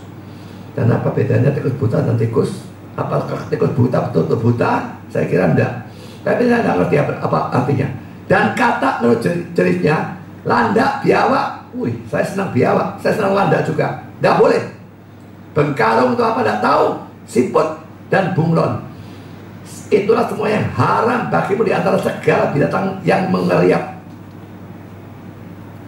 Saya kira tidak usah saya baca terus sampai akhir. Saudara, diberikan detailnya luar biasa. Dan ini berlaku pada zaman perjanjian lama. Dan perjanjian lama secara teologis itu sampai Yesus mati. Jadi saya yakin Yesus harus mentaati hukum ini juga. Tapi setelah Yesus mati, tidak berlaku lagi semua seremonial law, hukum upacara, termasuk makanan najis, tahir dan sebagainya ini tidak berlaku. Jadi untuk kita, makan semua sesukanya. Saya mau makan karepmu, saya tidak maksa. Tapi kalau saya ditanya pendapatnya, kita boleh makan binatang apapun, bahkan darahnya tidak jadi soal. Sekarang the biblical illustrator, saudara. Ingat bahwa makanan yang diizinkan bagi Israel harus dibunuh dengan suatu cara tertentu. Darah harus dikeluarkan sampai habis dari daging. Karena ia yang memakan darah menajiskan dia sendiri dengan hal itu. Orang-orang Babilonia tidak membunuh binatang-binatang mereka dengan cara itu, dan memakan daging yang tidak dibunuh sesuai dengan hukum Taurat akan mencemarkan Daniel. Mari kita lihat ayatnya ya, mendukung ini. Imamat 17, 10-14. Setiap orang dari bangsa Israel dan dari orang asing yang tinggal di tengah-tengah mereka, yang makan darah apapun juga, aku sendiri akan menentang dia dan melenyapkan dia dari tengah-tengah bangsanya. Karena nyawa makhluk ada dalam darahnya, dan aku telah memberikan darah itu kepadamu di atas mezbah untuk mengadakan pendamaian bagi nyawamu, karena darah mengadakan pendamaian dengan perantara nyawa. Itulah sebabnya aku berfirman kepada orang Israel, seorang pun di antaramu janganlah makan darah. Kita loncat lalu ayat 13b. Yang menangkap dalam perburuan seekor binatang atau burung yang boleh dimakan, haruslah mencurahkan darahnya, lalu menimbunnya dengan tanah. Lalu ayat 14b. Darah makhluk apapun janganlah kau makan, karena darah itulah nyawa segala makhluk. Setiap orang yang memakannya haruslah dilenyapkan. Lalu kita lihat Keluaran 22:31. Haruslah kamu menjadi orang-orang kudus bagiku. Daging ternak yang diterkam di padang oleh binatang buas janganlah kamu makan, tapi haruslah kamu lemparkan kepada anjing. Kalau diterkam kan darahnya tidak keluar semua, beda dengan disembelih, maka tidak boleh dimakan. Ulangan 12:21-24. Saya bacakan bagian akhirnya saja, ayat 23-24. Tetapi jagalah baik-baik supaya jangan engkau memakan darahnya, sebab darah ialah nyawa. Maka janganlah engkau memakan nyawa bersama-sama dengan daging. Janganlah engkau memakannya, engkau harus mencurahkannya ke bumi seperti air. Lalu pasal 14 ayat 21, ulangan. Janganlah kamu memakan bangkai apapun. Loh, binatang disembelih kan juga bangkai, tapi disembelih lain, darahnya sering dikeluarkan. Ini kalau mati karena penyebab lain, darahnya masih ada, jangan dimakan. Tapi boleh kau berikan kepada pendatang yang di dalam tempatmu untuk dimakan, atau boleh kau jual kepada orang asing. Jadi larangan ini berlaku khusus untuk bangsa Israel dan orang-orang yang masuk ke Israel dan diyahudikan.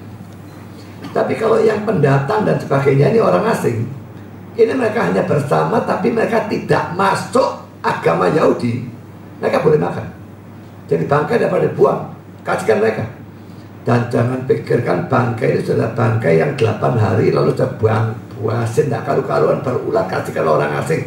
Bukan demikian. Karena ada darahnya, mereka tidak boleh makan. Lah untuk sana tidak dilarang, jadi berikan daripada buang. Jadi saudara, dari sini kelihatan hukum ini berlaku hanya untuk orang Israel atau orang Yahudi atau orang-orang yang memeluk agama Yahudi. Kan sudah saya lanjutkan, The Bible Exposition Commentary. Adalah penting bagi orang-orang Yahudi bahwa mereka hanya makan binatang-binatang yang disetujui oleh Allah dan dipersiapkan dengan cara sedemikian rupa sehingga darahnya dikeluarkan sampai habis dari daging. Karena memakan darah dilarang secara ketat atau keras. Imamat 11, 17-16. Tetapi lebih lagi makanan raja pertama-tama dipersembahkan kepada berhala-berhala, dan tidak ada orang Yahudi yang setia atau beriman memakan makanan tercemar atau najis seperti itu. Gereja mula-mula menghadapi problem yang sama ini. Jadi saudara, Imamat 17 kita baca bagian-bagian yang digaris bawahi saja ya. Jadi ayat 10-nya, yang makan darah apapun juga aku sendiri akan menentang dia dan sebagainya. Lalu ayat 12b, seorang pun di antaramu jangan makan darah. Demikian juga orang asing yang tinggal di tengah-tengahmu tidak boleh makan darah. Jadi ini orang asing yang sudah memeluk Yahudi. Yang tadi pendatang lain cerita, itu boleh. Ayat 13b, yang menangkap dalam perburuan seekor binatang atau burung yang boleh dimakan, haruslah mencurahkan darahnya lalu menimbunnya dengan tanah. ayat 14b, darah makhluk apapun janganlah kamu makan, karena darah itulah nyawa segala makhluk. Setiap orang yang memakannya haruslah dilenyapkan. Dan setiap orang yang makan bangkai atau sisa mangsa binatang buas, ini laki-laki najis, ya, karena darahnya ada dikeluarkan. Saudara, jadi memang ada hukum-hukumnya ya. Larangan makan binatang-binatang dalam Imamat 11. Larangan makan darah itu dalam Imamat berapa tadi? 17 ya. Jadi saudara, itu merupakan hukum-hukum yang termasuk dalam ceremonial law. Hukum yang berhubungan dengan upacara keagamaan. Saudara, hukum Taurat itu ada yang sifatnya moral, seperti 10 hukum Tuhan. Jangan berzina, jangan membunuh, jangan nyembah berhala, dan macam-macam hal. Itu moral. Itu berlaku selama-lamanya. Tapi ceremonial law, larangan makan dan sebagainya ini sunat. Kalau dosa persembahkan domba, korban, adanya imam dan sebagainya, itu semua ceremonial law. Minyak urapan termasuk ceremonial law. Zaman sekarang digunakan, yang menggunakan gak ngerti Alkitab. Kalau persembahan persepuluhan termasuk mana? Sudah saya beritahu satu hal. Kalau saya mau membedakan antara ceremonial law dan moral law ya. Ceremonial law itu hukumnya kelihatan kalau gak masuk akal, gak ada logikanya. Coba perhatikan larangan-larangan makan itu. Kenapa binatang tertentu boleh, binatang tertentu tidak boleh? Ada yang berkata sehat, tidak sehat, omong kosong lah. Kalau urusan sehat, tidak sehat, zaman sekarang boleh, tidak sehat boleh. Itu tidak masuk akal sedikit pun. Jadi larangan ini tidak masuk akal. Ini boleh, ini tidak boleh, itu tidak ada logikanya. Berkuku belah, memamah biak, boleh. Berkuku belah, tidak memamah biak, tidak boleh. Apa urusannya? Boleh, tidak boleh, kok ditentukan hal seperti itu? Tidak ada logikanya. Itu ceremonial law. Kalau hukum moral ada logikanya. Jangan bunuh misalnya. Ya logika, itu orang hidup kok Tuhan cipta, kok kita bunuh gimana? Hormati ibu bapak, ya jelas mereka yang melahirkan kita, memperanakan kita, mereka yang memelihara kita lalu kurang ajar orang tua. Nyembah berhala, Tuhan kok digambarkan, ini gimana maunya? Ya tentu, jadi semua hukum moral ada logikanya. Masuk akal kalau itu dilarang. Jangan mencuri, jangan iri hati. Semua masuk akal. Tapi semua hukum seremonial tidak masuk akal. Sunat misalnya, apa masuk akalnya saudara? Kulit khatan itu yang beri Tuhan. Dia ciptakan, maaf, ujung penis itu ada kulit khatan. Lalu Tuhan yang cipta. Kenapa disuruh potong? Ada apa? Demi kebersihan? Bukan itu. Kalau orang Amerika sekarang sunat, urusan itu. Tapi kalau mereka bukan, itu tanda perjanjian. Mengapa tanda perjanjiannya itu? Tidak bisa cari yang lain, bisa sebetulnya. Ini hukum seremonial. Yang nak sunat dibasmi saudara. Jadi saudara, semua yang seremonial law tidak masuk akal dan tidak ada logikanya. Itu cara menentukan. Karena kalau mau tahu persembahan persepuluhan itu termasuk yang mana, pikirkan saudara, itu masuk akal atau tidak masuk akal? Itu ada logikanya atau tidak? Tuhan yang memberikan kita saudara, kalau kita dapat penghasilan, berkat Dia yang membuat kita bisa mendapatkan penghasilan, lalu sebagian harus diberikan kepada Dia, jumlahnya Dia menentukan, itu haknya Dia. Itu masuk akal. Hamba Tuhan pada saat itu tidak bekerja lain, full timer melayani. Dari mana duit? Harus dari jemaat untuk menyuplai mereka. Dan kalau dalam jam perjanjian baru, biarpun dalam PA namanya imam dan orang Lewi, di sini mau pendeta, mau penginjil, tapi sama-sama di sini full time. Kalau tidak full time, ya jangan dikasih. Kalau sini full time, sini full time. Di sini harus cukupi, sini harus cukupi. Logis. Tidak ada yang tidak logis. Jadi yang bilang persembahan persepuluhan itu sudah tidak berlaku dalam perjanjian baru. Mereka yang harus berikan ayat perjanjian baru untuk menghapuskan PP. Sunat ada ayatnya yang menghapuskan. Larangan makan ada ayatnya yang menghapuskan.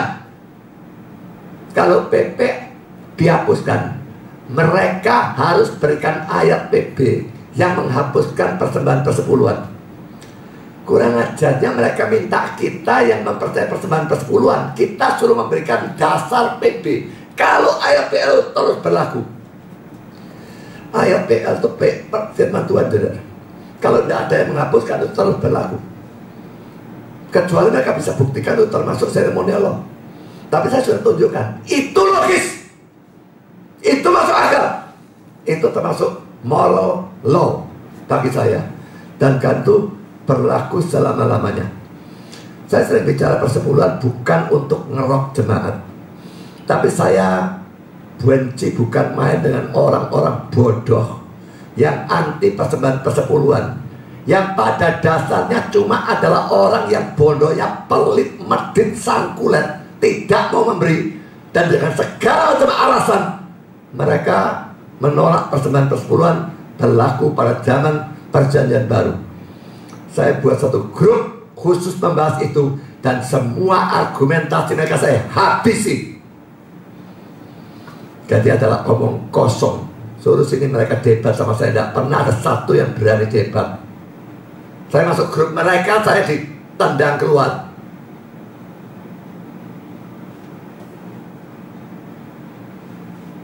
Oke saudara, seremonial dihapuskan. Larangan makan seperti ini dan masuk akal ini. Lalu tujuannya apa kalau tidak masuk akal? Tujuannya saudara, setelah saya pelajari memang ada bermacam-macam pro kontra, tapi saya yakin tujuan larangan makan ini membuat orang-orang Yahudi atau Israel sukar bersekutu dengan orang-orang bangsa lain. Sukar bersekutu membuat mereka sukar kawin campur. Tujuannya menjaga kemurnian darah mereka. Pada waktu masuk dalam pembuangan dan sebagainya, yang 10 suku kawin campur dari Samaria. Tapi Yehuda, Tuhan jaga, mereka tetap tidak kawin campur. Kalau sampai kawin campur, keluarganya adakan upacara penguburan, diangkat mati. Jadi yang Yehuda ini fanatik dalam urusan itu. Jaga.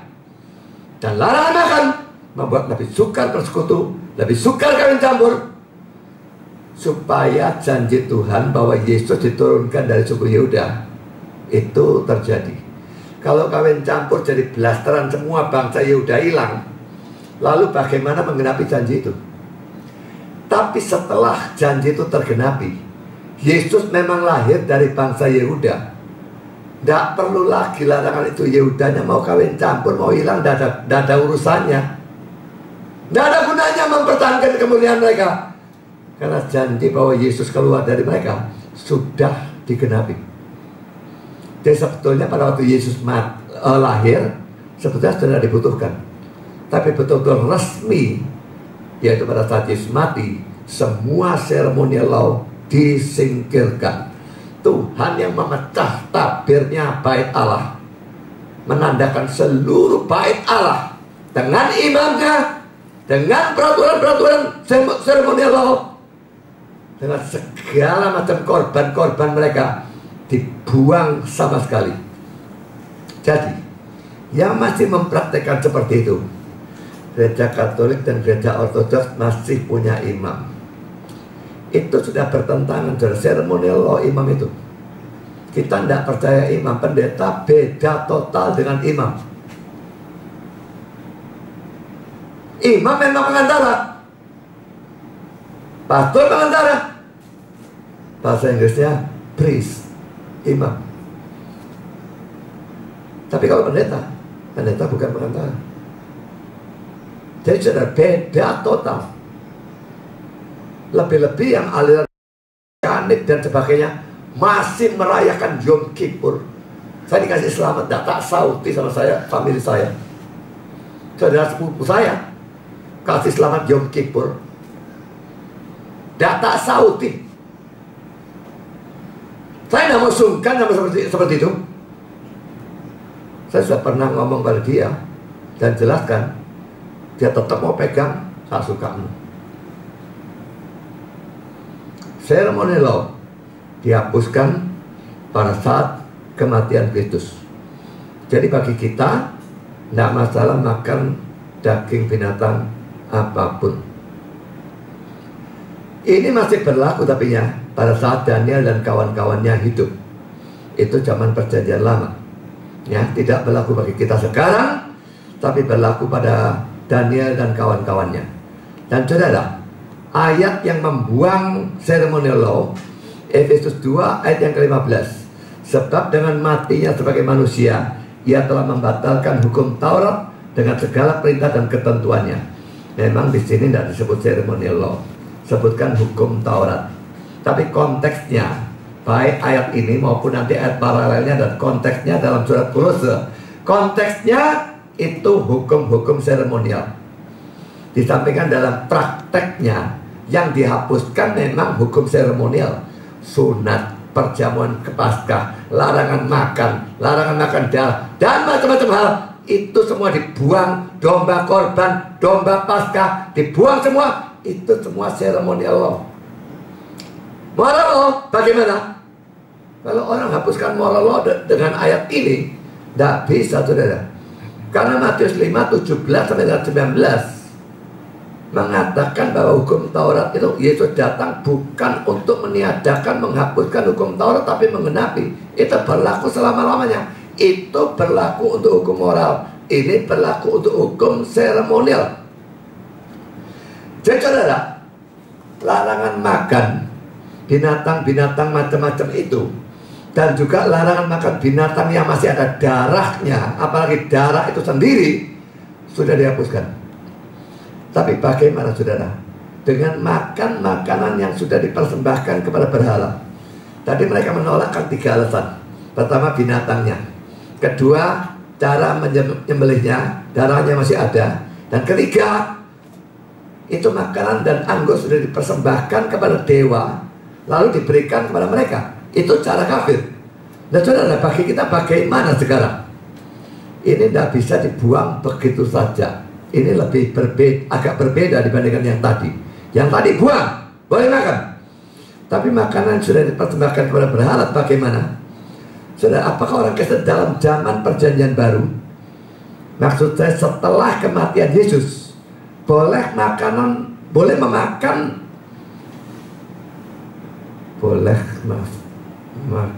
makanan yang sudah dipersembahkan kepada berhala atau tidak? Bisa dibaca di dalam 2 teks Alkitab, 1 Korintus 8 1-13 dan 1 Korintus 10 ayat 19 dan 33. Saya baca ya. Tentang daging persembahan berhala kita tahu, kita semua mempunyai pengetahuan. Pengetahuan yang demikian membuat orang menjadi sombong, tetapi kasih membangun. Jika ada seorang menyangka bahwa ia mempunyai suatu pengetahuan, maka ia belum juga mencapai pengetahuan sebagaimana yang harus dicapainya. Tetapi orang yang mengasihi Allah, ia dikenal oleh Allah. Tentang hal makan daging persembahan berhala kita tahu, tidak ada berhala di dunia, dan tidak ada Allah lain daripada Allah yang Esa. Sebab sungguh pun ada apa yang disebut Allah, baik di surga maupun di bumi. Dan memang benar ada banyak Allah dan banyak Tuhan yang demikian. Ini tentu Tuhan dan Allah yang palsu ya. Namun bagi kita hanya ada satu Allah saja, yaitu Bapa, yang daripadanya berasal segala sesuatu, dan yang untuk Dia kita hidup. Dan satu Tuhan saja, yaitu Yesus Kristus, yang olehnya segala sesuatu telah dijadikan, dan yang karena Dia kita hidup. Sekarang kita bahas ayat 7.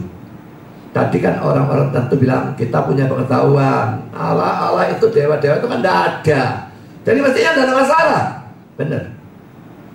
Tapi dikatakan oleh Paulus, tidak semua orang punya pengetahuan itu. Ya, mari kita baca ayat 7 sekarang. Tapi bukan semua orang yang mempunyai pengetahuan itu. Ada orang yang karena masih terus terikat pada berhala-berhala, makan daging itu sebagai daging persembahan berhala. Dan oleh karena hati nurani mereka lemah, hati nurani mereka itu dinodai olehnya, maka nanti tidak membawa kita lebih dekat kepada Allah. Kita tidak rugi apa-apa kalau tidak kita makan, dan kita tidak untung apa-apa kalau kita makan. Jadi ayat 8 ini sebetulnya prinsipnya itu. Sebetulnya, saya katakan strict, sebetulnya makan tidak masalah, tidak untung, tidak rugi, tidak salah sebetulnya. Tapi jagalah supaya kebebasanmu ini jangan menjadi batu sandungan bagi mereka yang lemah. Karena apabila orang melihat engkau yang mempunyai pengetahuan sedang duduk makan di dalam kuil berhala, bukankah orang yang lemah hati nuraninya itu dikuatkan untuk makan daging persembahan berhala? Dengan jalan demikian, orang yang lemah, yaitu saudaramu yang untuknya Kristus telah mati, menjadi binasa karena pengetahuanmu. Jika engkau secara demikian berdosa terhadap saudara-saudaramu dan melukai hati nurani mereka yang lemah, engkau pada hakikatnya berdosa terhadap Kristus.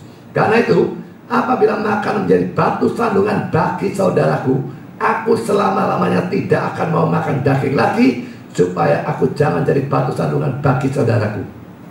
Jadi saudara, bentuknya gini ya, sebetulnya boleh dimakan. Makan tidak membuat kita lalu kerasukan setan atau bagaimana, atau kerohanian kita mundur. Tidak makan tidak membuat maju. Jadi makan tidak makan ini tidak ada untung, tidak ada rugi, tidak ada salah, tidak ada. Sebetulnya tidak masalah. Tapi ada orang-orang yang tidak punya pengetahuan. Mereka makan, mereka persembahkan berhala dulu, lalu mereka makan, dan mereka mengira secara salah. Dengan makan yang seperti itu mereka nanti diberkati oleh berhala. Ada kepercayaan itu membuat makannya itu jadi dosa. Nah sekarang pada waktu kita ada orang yang lemah pengetahuan seperti ini, lemah iman seperti ini, dan kita di depan mereka kita punya pengetahuan baik, kita tahu makan tidak apa-apa, persembahan kita makan. Orang itu tidak tahu, tidak ngerti kita bagaimana. Dia cuma lihat, loh pendeta makan. Nah gitu benar, pendeta tuh makan pasti dia kepingin berkat dari berhala. Aku juga tidak salah kalau gitu. Aku juga makan supaya dapat berkat dari berhala. Lalu dia makan dengan percaya. Saya makan dengan tidak percaya. Dia makan dengan percaya. Makannya saya menjadikan dia mengikut saya, tapi motivasinya lain. Dia dosa, saya tidak.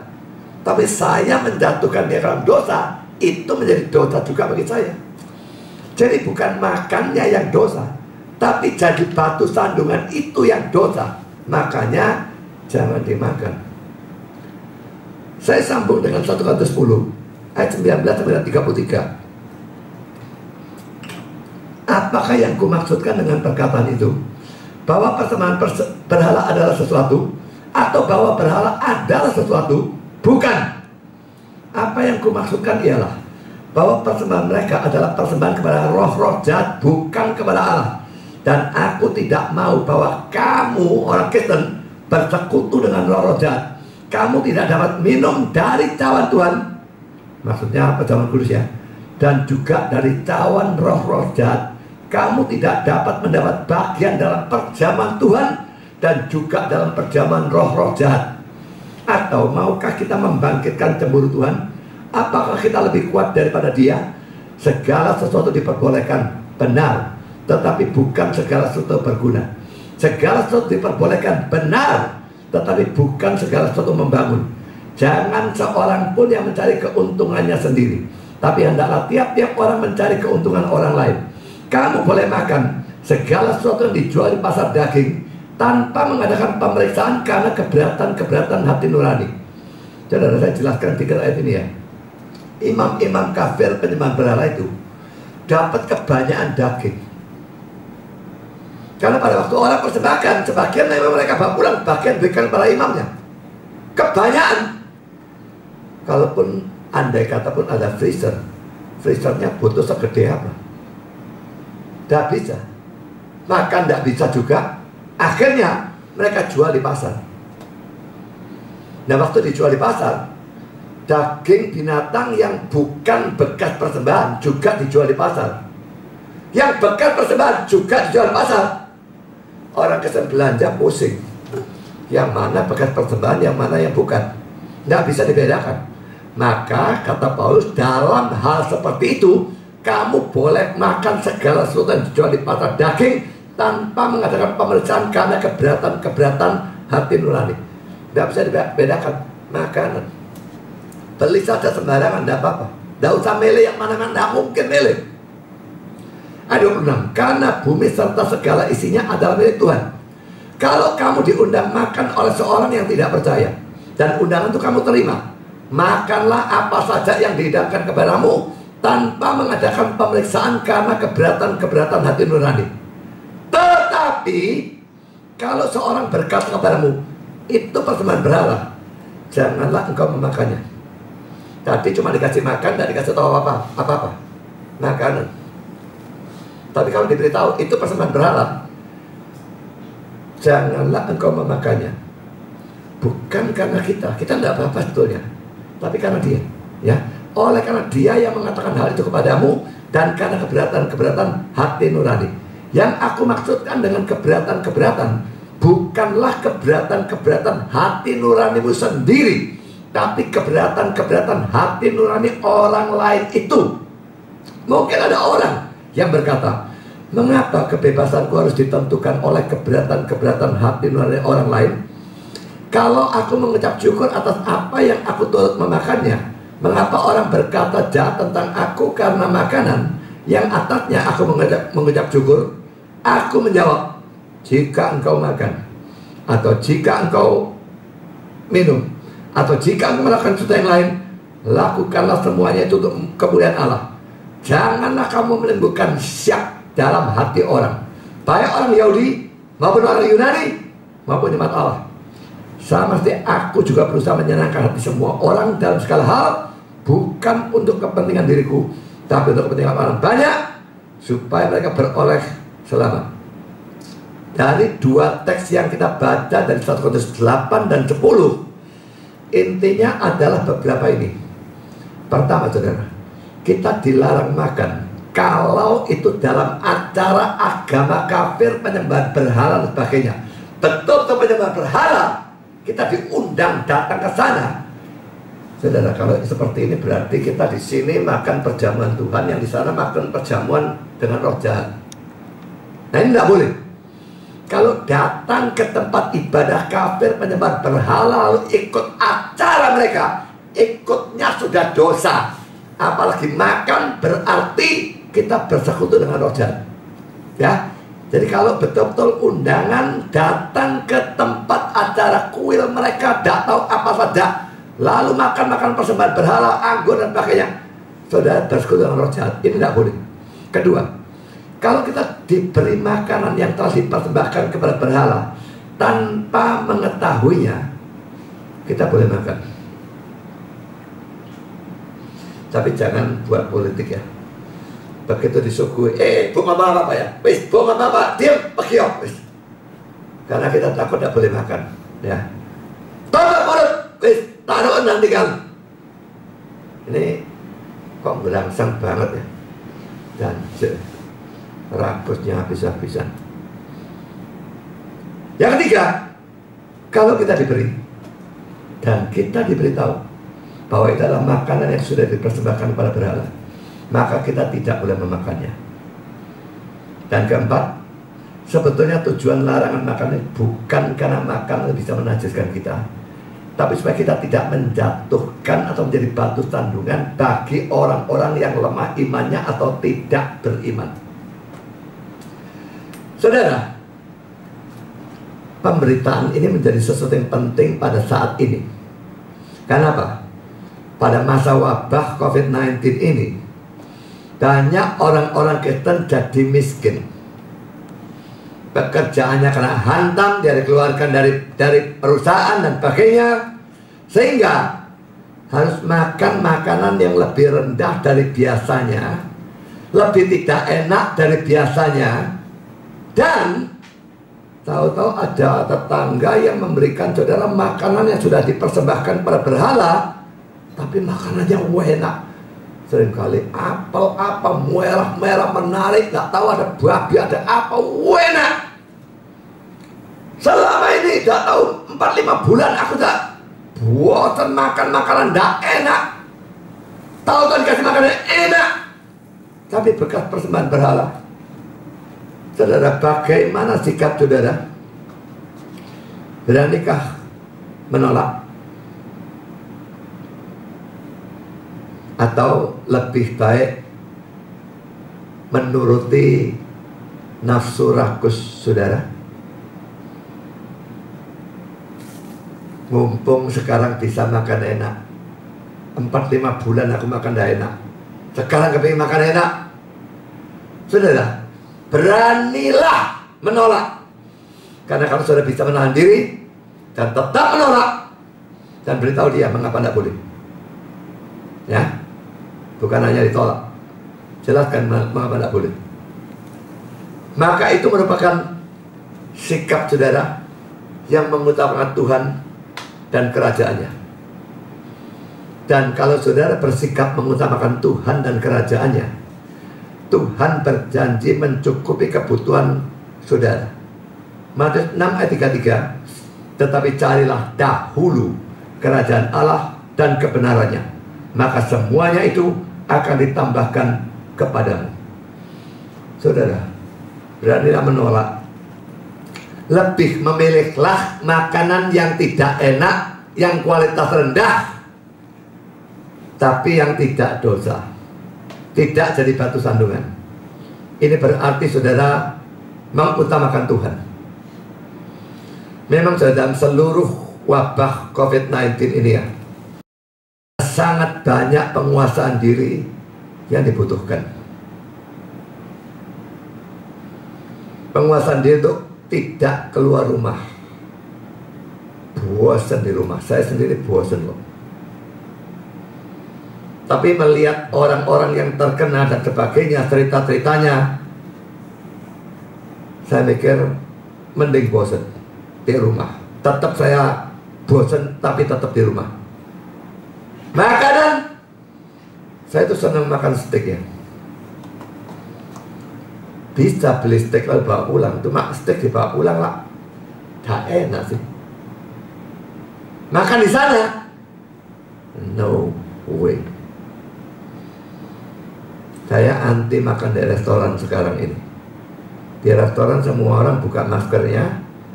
Satu orang sakit, bisa satu restoran kena semua. Jadi di sini saat-saat kita menguasai diri. Banyak makanan tidak enak karena keuangan kita yang menurun. Tahu-tahu dikasih makanan persembahan berhala. Laki-laki penguasaan diri yang harus bekerja.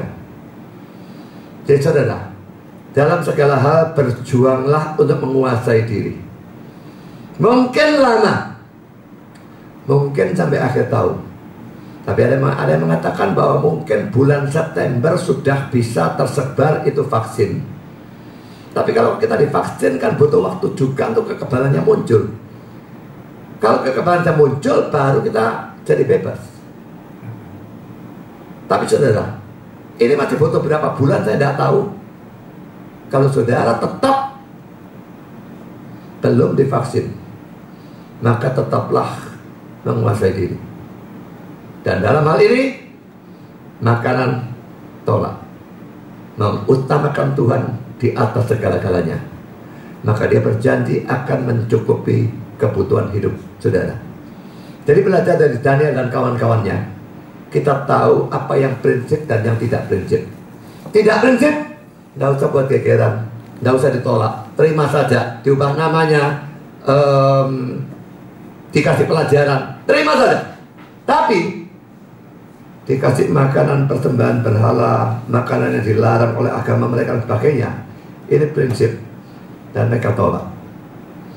Bisalah membedakan prinsip dan tidak prinsip dan bersikap berbeda terhadap keduanya. Tuhan memberkati saudara. Amin.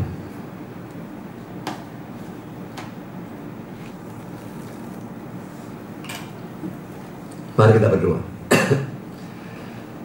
Bapa di surga, terima kasih Engkau sudah pimpin serta berkati yang sepanjang acara firman.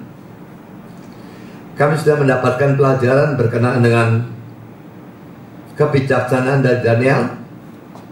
Apa yang prinsip, apa yang tidak prinsip, menolak yang betul-betul prinsip yang dilarang, tapi menerima yang tidak prinsip. Juga kami mendengar bahwa kami harus menggunakan masa muda untuk belajar. Biar semua yang muda mati-matian belajar. Tapi sekarang dengan sekolah ditutup dan sebagainya, sekolah minggu juga ditutup, kami justru tidak bisa belajar. Banyak generasi muda di sekolah sekuler yang belajar secara kacau balau karena harus melalui online. Juga banyak anak sekolah minggu tidak bisa mendapatkan pelajaran firman. Tuhan, kami berdoa untuk mereka. Engkau menolong mereka supaya jangan sampai wabah ini berkelanjutan terlalu lama, sehingga mereka betul-betul dirugikan, tidak bisa menebus waktu belajar pada waktu muda yang terpaksa harus disia-siakan gara-gara wabah ini. Terima kasih Bapa, dalam nama Yesus kami berdoa. Amin.